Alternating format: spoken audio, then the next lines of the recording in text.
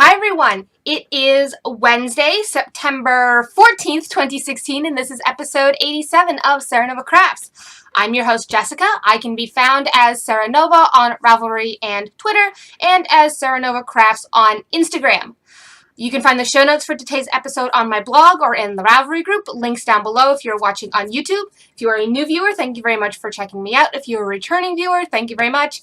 Likes, subscribes, comments are all very much appreciated. And if you would like to join my Ravelry group, that would be really appreciated too. Today's episode is going to be fairly short with a bit of rambling because I started this new exercise thing, and so I haven't been knitting as much because for the last 3 days I have been so incredibly sore. In fact, I'm sitting here and I'm really sore right now, mainly because I'm pushing muscle groups that don't normally get worked terribly hard, because I am really out of shape and I should be more in shape. So, couple of things, just kind of a couple of things before I talk about the knitting. On Saturday, I'm going to be a guest host on the After Hours Knitting podcast. Knitters Group podcast. After Hours Knitting Group podcast. There we go. Got the name right. I was speaking with Tanya earlier this week, and she said, well, I don't know if we're going to do it. We don't have any co-hosts. I said, well, I'll hop on if you want me to. So on Saturday, the 17th, I will be guest hosting. That is done live on YouTube. So, yeah, that should be good. It'll be my first time doing this, so that'll be interesting. It'll be live, so, you know, there's no cutting out, or if I screw something up, there's no redoing it. Excuse me. So, I also have been thinking about doing, sorry, I have a cut on my finger, thinking about doing a Twitch stream. Now, the setup where I'm currently sitting doesn't work for a Twitch stream. Mainly because I'm in a corner. I'm literally in a corner of the room. I'm not flat against a wall. If the door being directly behind my head wasn't an indication. And because I'm not flat against a wall, it makes it a little harder to do alternate camera angles. And I'm not sure if my computer can even handle running 2 cameras at the same time. And I might have to do something out in the living room. Now I'm thinking about it. I haven't figured out anything. I haven't even figured out the logistics yet. I did make a new Twitch account, though, because I have one that I've been using for years that I use to follow video game streamers. Now, if you're not familiar with what Twitch is, it's a website where people who play video games can play video games and have people watch. I've been following one gentleman who goes by Man vs. Game for years. He's hilarious. A little vulgar, but funny. You can follow people and watch people. So I have that account. That's like all the video game people I follow and all the video games I follow and all that stuff, right? But because I'm thinking about doing this crafting streaming thing on Twitch, I actually made a separate account. So that I would keep the two separate. Because the name of my original Twitch account is not anything near what my podcast is. So I have created a new account under the name Serenova Crafts.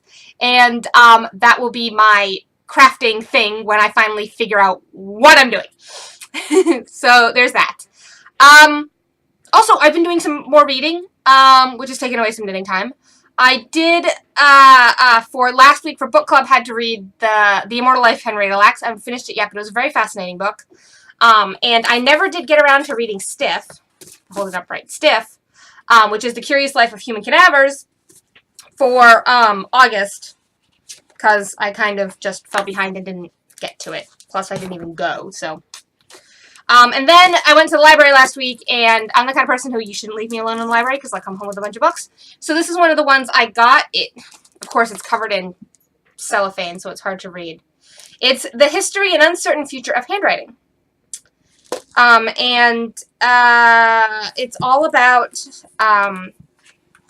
you know, teaching handwriting in school and the development of handwriting and all that good stuff. So that is on my current reading list. I need to finish The Immortal Life of Henrietta Lacks.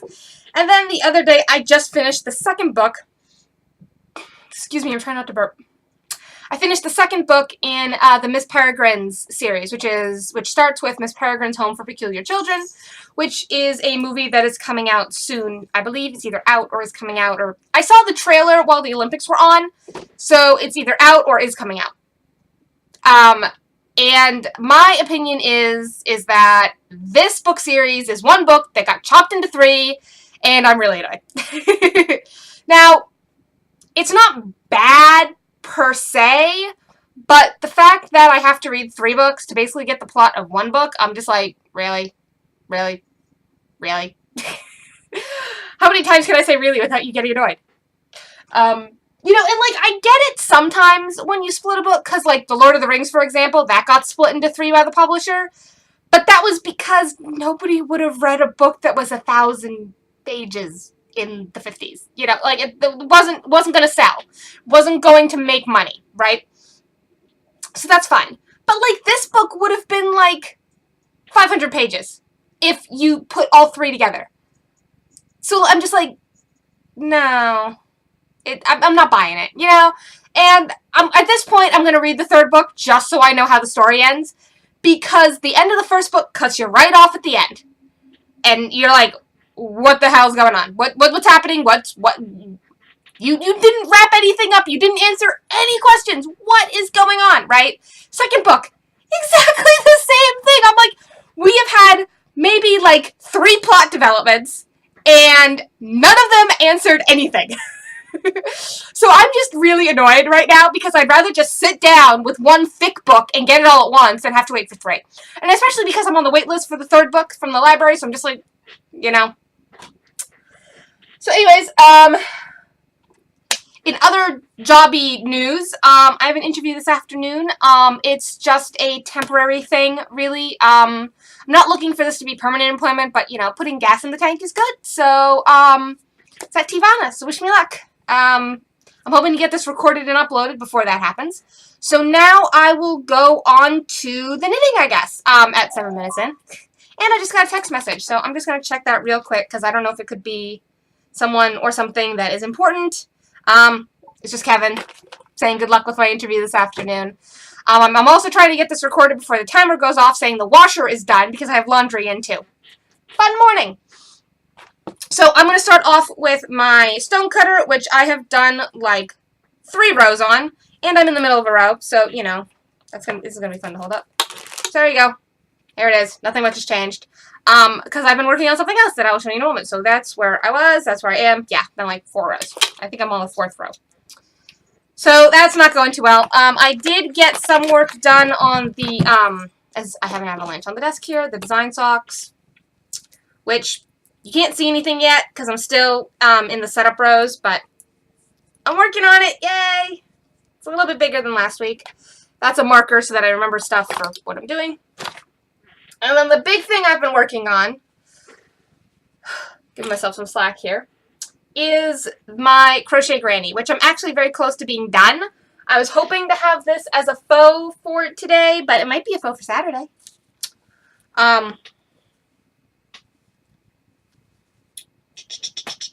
There we go. Okay. So here it is. It's getting big. Ta-da! So where's the corner with my marker? Okay, here's the corner with my marker. So since you guys saw it last week, I have done this much, right? But this much is like 2 ounces of yarn. Because the rows are getting really long now. And because the rows are getting really long now, this thing is eating yarn like a beast. So yay for big. It'll definitely be a lap blanket. I'm not sure it'll quite make throw size, but definitely lap blanket, as in it's already a blanket covering my lap while I'm working on it, which is always good. So that's the big thing. Oh, and I've been working on my trillion. Sorry, I was just moving something over here so I can put this back. There. Stay. This too. I also picked up a book yesterday, which, you know, I probably shouldn't have, but whatever. It's an interesting book. I've been watching on Netflix a lot of stuff about wine, because they put up a few, like, indie documentary things up, and it's really interesting. So, have my trillion if I can get the project bag open. And by the way, this was from my local shop, so, like, you know, can't get them anywhere. So here it is. I've done a little bit, as you can see. Where's the marker? There's the marker. And the rows are starting to get pretty long, so I think I've done okay on this. And I'm almost ready to start the second skein of yarn. I only have this much left of the first skein, which is going to go pretty quickly now that the rows are getting really long. So, yeah, that's all the knitting for you. I'm going to show you 2 more things, and then I'm going to go, because laundry. So I picked up this yesterday. It's The History of Wine in 100 Bottles, from Bacchus to Bordeaux and beyond. And I actually really do like wine. I'm not a fan of dry reds, but overall, I just kind of like wine. So I think it'll be an interesting read. You know, and it goes over all different things, and, you know, it goes through, you know, it's basically set up chronologically. So it starts off with, what's the first chapter? So the introduction is just, you know, what the book is about. And then 6000 BCE. Where did it all start? You know, and then we go from there. So it goes all the way to the, okay, that's the 80s, up to 2014 is the last bottle. So, should be interesting. The other thing I got was, I actually picked it up at the supermarket on Monday on a whim, because we were standing in line to pay, and this seemed interesting. It's Cooks Illustrated. They did a special edition with 76 recipes in it, and I do like to cook, and I'm the kind of person that follows recipes, unlike Kevin, who doesn't follow recipes at all. And there's a lot of stuff in here that's really good. I mean, and it's nice paper, it's good quality, it's not in color, but that's okay. But, you know, it's, like leg of lamb and stews and, you know, stir fry and pan roasting and fish, and, like, it's just a whole bunch of different things. Cooks Illustrated. I got this in the supermarket. You can probably find it a lot of places if you're interested in it. Foolproof sugar cookies in the back, you know, so it should be really good. And they have a bunch of tips about how to make very simple things. And I think that would be good for me, because I'm a fairly plain cook at this point, but I'd like to be able to cook more. So now that I've rambled on for a few more minutes, I'm going to call it here and say thank you for watching, and I hope to see you next week. Have a good one. Bye!